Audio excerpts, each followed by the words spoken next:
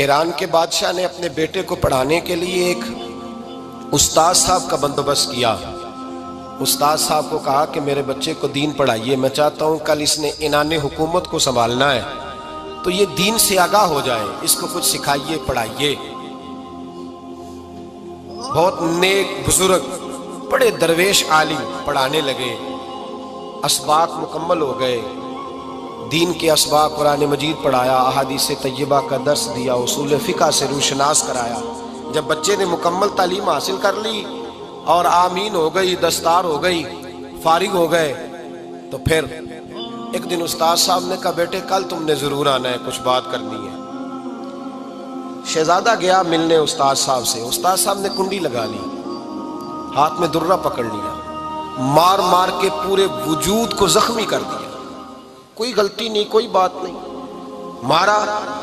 اب بچہ آیا آ کے بادشاہ سلامت سے کہا کہ ابا جی سمجھ نہیں آئی، بڑا مارا ہے استاد۔ تو سیانے تھے نا بادشاہ، یہاں تو قاری صاحب روز کٹہرے میں کھڑے ہوتے ہیں، مولوی صاحب آپ نے میرے بچے کو کیوں مارا ہے؟ آپ 8,000 کے مولوی ہیں، میرا کئی کروڑ کا بچہ ہے، سویرے بدل لیں گے، خبردار آپ نے بچے کو ہاتھ لگایا، اپنی حیثیت میں رہے معاذ اللہ۔ جو قومیں استادوں کو کٹہروں میں کھڑا کرتی ہیں وہ ترقی نہیں کر پاتی، جو استادوں کو کٹہروں میں روز کھڑا کرتے ہیں۔ کہا ابا جی بڑا مارا ہے، تو والد بڑے سمجھدار تھے، کہنے لگے بیٹا استاد باپ ہوتا ہے، وہ زیادتی نہیں کرتا، کوئی بات ہوگی، میں تیرے استاد کو کٹہرے میں نہیں بلاؤں گا۔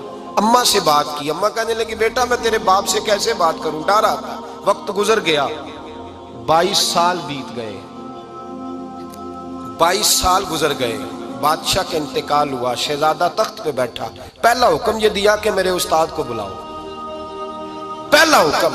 استاد جی بوڑھے ہو گئے تھے، چھڑی کے اوپر ٹیک لگا کے آئے اور بھویں سفید ہو کے جھک گئی تھیں، یوں آنکھ کھول کے بڑی مشکل سے دیکھا، کہنے لگے شہزادے حکم ہو۔ کہا میں شہزادہ نہیں، اب میں بادشاہ بن گیا ہوں۔ استاد جی 22 سال بیت گئے، آپ نے مارا تھا، پر وہ درد چونکہ زیادتی کی تھی، میرا قصور کوئی نہیں تھا، تو نہ میری روح سے درد گیا ہے نہ میرے جسم سے گیا ہے، میں بے اختیار تھا، پوچھ نہیں سکتا تھا، آج با اختیار ہوا ہوں۔ سب سے پہلے پہلا حکم آپ کو دیا، بلایا ہے، بتائے کیوں مارا تھا، کیوں مجھے مارا تھا، میری زیادتی بتائے۔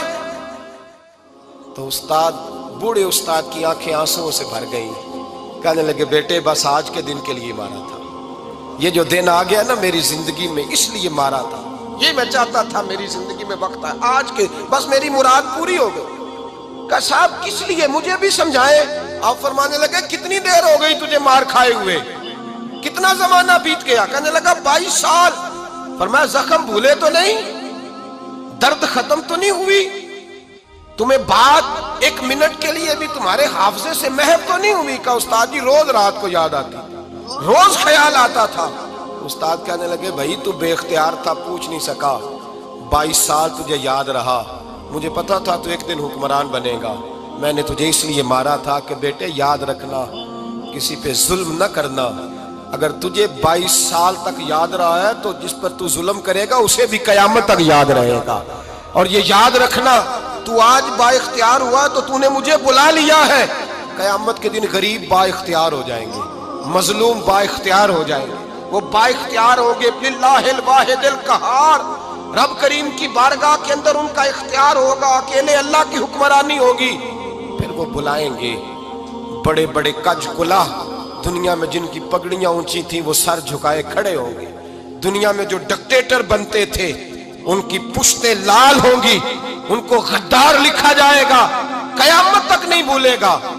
ظلم کرنا تو سوچ سمجھ کے کرنا، اتنا کرنا جتنا تم سہ سکتے ہو، اتنی زیادتی کرنا جتنی قیامت میں تم برداشت کر سکتے ہو۔